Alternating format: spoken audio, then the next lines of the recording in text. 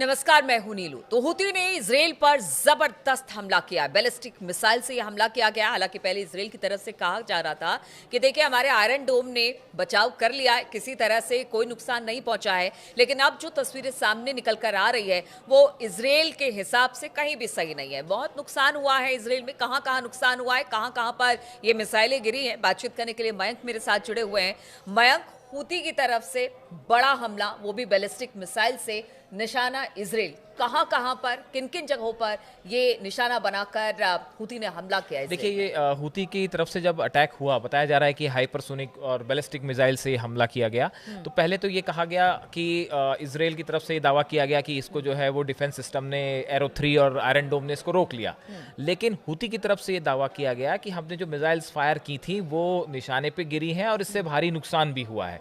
तो देखिए अब इसकी कुछ तस्वीरें सोशल मीडिया पे सामने आनी शुरू हो गई हैं, जिसमें ये दिखाई दे रहा है कि कई जगह पे जो है वो तबाही की तस्वीरें अब सोशल मीडिया में सामने आ रही हैं। हालांकि इजराइल ने इजराइल की तरफ से इसको स्वीकार नहीं किया गया और ये भी बताया जा रहा है कि इसमें कई नागरिक और कई सैनिक भी घायल हुए हैं इजराइल के, जिन्हें अस्पतालों में भर्ती कराया गया है, जिनका इलाज चल रहा है। अब ये कितने बड़े पैमाने पर इजराइल को नुकसान हुआ है, इस तरह की खबरें आपको पता ही है कि एकदम से सामने नहीं आती हैं, इसमें टाइम लगता है। तो कुछ इंतजार और करना पड़ेगा जिसमें ये बात निकल के सामने आएगी कि इससे कितना बड़ा नुकसान इजराइल का हुआ है। देखिए एक बात तो ये समझनी होगी कि हूती की तरफ से अचानक, देखिए पिछले कुछ समय में हमने देखा कि अमेरिका की तरफ से भी हूती पे अटैक हुए थे, इजराइल की तरफ से भी हूती पे अटैक हुए थे। कहा गया था कि उनके जो आर्म्स एंड एम्यूनिशंस हैं उनको सबको तबाह कर दिया गया है।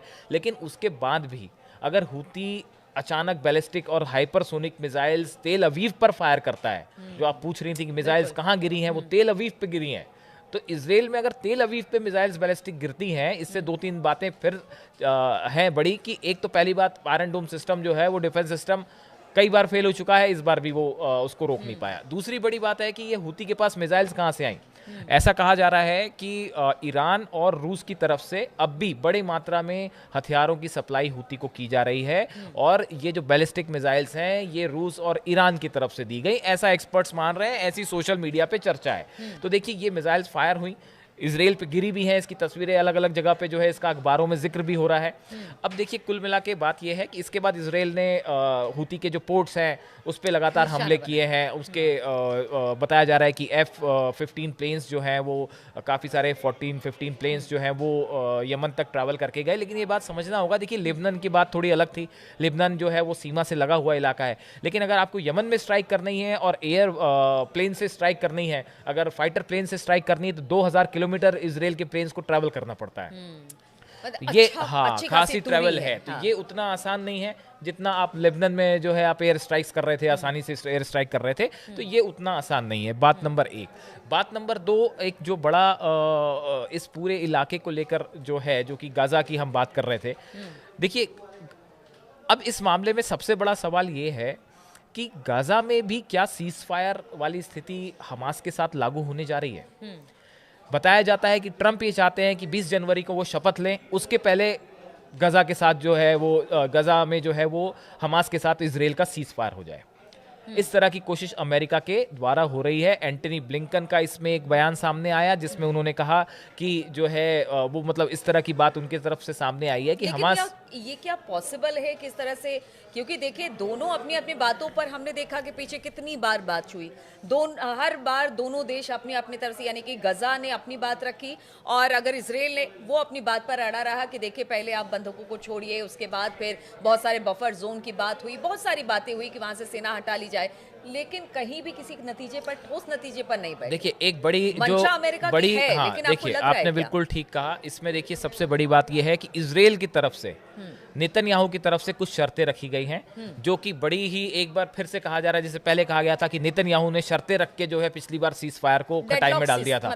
तो हाँ, तो अब नेतन्याहू ये चाहते हैं कि 6 दिनों का सीज फायर हो, उसमें जितने बंधक हैं उनको रिहा किया जाए। उनके डिफेंस जो मिनिस्टर हैं कार्ड्स, वो ये कह रहे हैं कि साहब हम जो है वो हमले करना भी नहीं रोकेंगे, अगर जरूरत पड़ेगी तो हम हमले भी करेंगे। तो ये कुछ ऐसी शर्तें इजराइल रखने की कोशिश कर रहा है जो शायद हमास को मंजूरी ना हो। और इसी बीच बड़ी खबर ये निकल के आई है कि हमास ने हजारों की संख्या में फिर से लड़ाकों को शामिल करना शुरू कर दिया। तो ये अपने आप में एक बड़ी बात है। अब देखिए, अगर यहाँ सीज फायर होता है तो वो किन शर्तों पे होता है, ये अगले कुछ 3-4 दिनों में तय नहीं हो तो जाएगा। ले देके तो बात फिर वही आ गई कि अपने अपने शर्तों पर डटे रहेंगे, तो फिर अमेरिका किस तरह से हो कोई सकता बीच है का कि रास्ता देखिए, निकाले? ये एक कोशिश भी होती है कि आपको सीज फायर करना ही नहीं है, आप चाह ही नहीं रहे सीज फायर हो, तो आप बार बार कुछ ऐसी शर्तें रख दे रहे हैं कि सीज फायर हो ही ना पाए।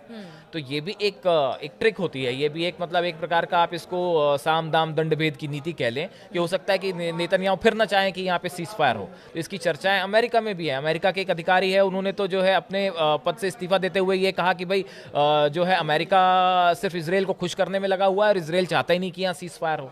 तो ये अपने आप में बहुत सारी चर्चाएं हैं सोशल मीडिया में कि हमास के साथ सीज फायर हो पाएगा नहीं हो पाएगा, नेतन्याहू सीज फायर करना चाहते भी हैं कि नहीं करना चाहते।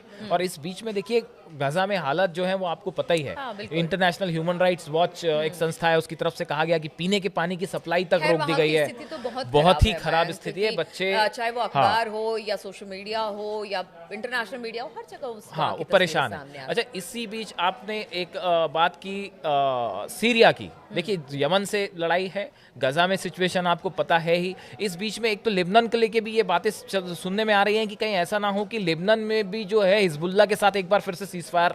हिजबुल्ला लगातार अपने आप को अभी बहुत समय से कन्फ्रंटेशन की स्थिति में नहीं है, लेकिन हिजबुल्ला भी अपने आप को मजबूत करने में जुटा हुआ है। तो वहाँ का सीज फायर भी बड़ा कोई लंबे समय तक चलता दिखाई नहीं दे रहा, कुछ भी हो सकता है वहाँ पे भी।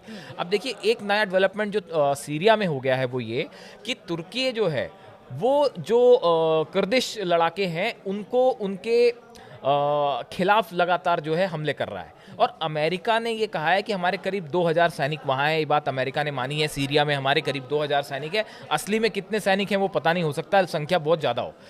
अमेरिका जो है ये जो कुर्दिश सोल्जर जो लोग हैं इनकी मदद कर रहा है। तो एक प्रकार से तुर्की वर्सेस अमेरिका, हालांकि अभी ब्लिंकन गए थे वहां, मिल के आए एर्दोगान से। हाँ। तो एक तरफ तो जो है वो नेता आपस में मिल रहे हैं, लेकिन ग्राउंड पे सिचुएशन ये है कि तुर्की वर्सेस अमेरिका, ये सिचुएशन एक सीरिया में बनती दिखाई दे रही है। दूसरी तरफ ईरान जो है, शायद एर्दोगान ये चाहते हैं कि वो एरिया में एक अपने बड़े लीडर के रूप में खुद को सामने रखें, और वो अपने आप को चाहते हैं कि मैं अमेरिका के बाद जो है वो ट्रंप या बाइडेन के बाद जो है मैं एक बड़े नेता के रूप में जाना जाऊं। इस तरह से हो सकता है उनका कोई प्लान हो इंटरनेशनल। लेकिन अब सीरिया में जो हालात हैं, एक तरफ तुर्की वर्सेस अमेरिका, बिल्कुल ऐसा लगता है कि आमने सामने खड़े हो गए हैं। इसराइल ने वहाँ पे काफ़ी हद तक इसराइल जो है वो दमिश्क के पास तक पहुँच गया है। और ऐसे में अगले कुछ दिनों में ईरान का क्या रुख रहेगा और हमास के साथ क्या सीज फायर हो पाता है या नहीं हो पाता है। और इस बीच में ये बड़ी खबर कि हमास जो है उसने कई बड़ी संख्या में लड़ाकों को अपने यहाँ शामिल करना, भर्ती करना शुरू कर दिया है। तो ये कई सारी चीज़ें हैं जो इस पूरे एरिया को अनस्टेबल बनाए हुए हैं। आप देखिए, चाहे गजा हो, चाहे लेबनान हो, चाहे सीरिया हो, अब तो यमन भी इन्वॉल्व हो गया है। तो ये जितनी कंट्रीज हैं, ये कोई भी स्टेबल नहीं है। ये सब जगह उथल पुथल मची हुई है, जो इस पूरे एरिया में शांति के लिहाज से ठीक नहीं है। और इस बीच आपने देखा आज रूस में क्या हुआ, किस तरह से 9/11 जैसा हमला हुआ है। इसका परिणाम भी आगे चल के क्या होगा, ये देखने की बात। तो आपने देखा किस तरह के हालात हैं। अब रूस क्या करता है यूक्रेन को लेकर, क्योंकि आज जिस तरह से रूस पर हमला हुआ, लेकिन बात हो रही थी मिडिल ईस्ट की और मध्य पूर्व की, वहां पर हालात अभी भी बेहतर नहीं है। अब तो देखिए, अब हुती पर भी हमले हो रहे हैं, इजराइल हुती को भी निशाना बना रहा है। इधर अगर हमास की बात की जाए तो शांति समझौते के लिए अमेरिका रेडी दिखाई दे रहा है, लेकिन दूसरी तरफ सीरिया में अमेरिका वर्सेस तुर्की हो रहा है। तो ये पूरे जो घटनाक्रम है उस पर लगातार हमारी नजर बनी हुई है। हम इस पर लगातार आपको अपडेट देते रहेंगे। फिलहाल बहुत बहुत शुक्रिया हमारे साथ इस चर्चा में शामिल होने के लिए।